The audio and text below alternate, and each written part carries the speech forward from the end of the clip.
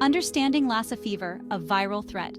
This disease has been a growing concern in recent years. Lassa fever is a serious illness that can lead to severe health complications. It is caused by the Lassa virus, a pathogen that has been studied extensively. This virus is predominantly found in West Africa, affecting numerous communities. Lassa fever can be deadly, with a high mortality rate if not treated promptly. It is important to understand this disease to prevent its spread and manage outbreaks effectively. The Lassa virus belongs to a group called arenaviruses, which are known for their rodent hosts. These viruses typically infect rodents, which act as reservoirs for the disease. Humans can get infected through contact with infected rodents or their excretions. The virus is present in the rodent's urine and droppings, making hygiene crucial. Lassa fever is a significant public health concern in endemic regions, requiring ongoing vigilance. Healthcare workers are at particularly high risk due to their close contact with patients. Understanding the virus and its transmission is crucial for prevention and control, ensuring the safety of communities and healthcare providers. Transmission. From rodents to humans. Humans get Lassa fever through direct contact with infected rodents. The main carrier of the virus is the mastomys rat. This rat is very common in West Africa. It often lives in and around human homes.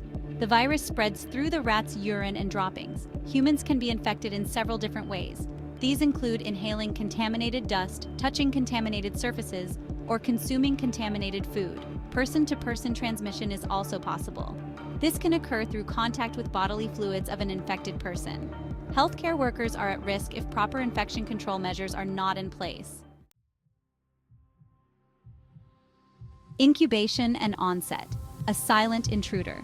The incubation period for Lassa fever is typically 1 to 3 weeks, a crucial window where the virus silently multiplies within the host. This is the time between exposure to the virus and the onset of symptoms, a phase where the virus remains undetected. During this time, the infected person may not show any signs of illness, appearing completely healthy to the outside world. After the incubation period, symptoms begin to appear gradually, often catching the patient off guard. The initial symptoms are often nonspecific, such as mild fever, headache, and general discomfort. This means they can resemble those of other common illnesses, making it difficult to pinpoint the exact cause. This can make early diagnosis challenging, as healthcare professionals must differentiate it from other febrile illnesses. The gradual onset and nonspecific early symptoms highlight the importance of seeking medical attention for any febrile illness, especially in Lassa fever endemic areas, where the risk is higher. Early diagnosis and treatment are crucial for improving outcomes, as timely intervention can significantly reduce the severity of the disease and prevent complications. Section 4. Recognizing the symptoms, fever, pain, and more. Lassa fever symptoms vary in severity. Some people have mild symptoms, while others develop severe life-threatening illness. The most common symptom is fever. Other symptoms include headache, muscle pain, and sore throat. Some people also experience nausea, vomiting, and diarrhea. In severe cases, Lassa fever can lead to facial swelling, fluid in the lungs, bleeding, and shock. These complications can be fatal if not treated promptly. Section 5. Diagnosis and treatment. A race against time. Diagnosing Lassa fever can be challenging because its symptoms mimic other common diseases. Doctors use blood tests to confirm the diagnosis accurately. These tests detect the virus or antibodies against it. Treatment is most effective when started very early.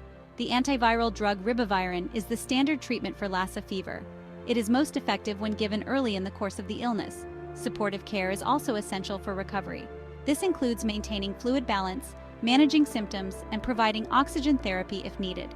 Early diagnosis and prompt treatment are crucial for improving survival rates. Section 6. Survival rates and cure. Hope amidst concern. The survival rate for Lassa fever varies significantly. It depends on several factors, including the severity of the illness, the patient's overall health, and access to timely medical care. Overall, the fatality rate is around 1% for the general population. However, it can be as high as 15% in hospitalized patients, especially those who are critically ill. Currently, there is no definitive cure for Lassa fever. However, early diagnosis and prompt treatment with the antiviral drug ribavirin can significantly increase the chances of survival. Prevention plays a crucial role in reducing the burden of Lassa fever through public health campaigns and community education. Lassa fever still exists primarily in West Africa, where it remains endemic. It remains a significant public health concern, particularly in areas with limited access to healthcare facilities and resources.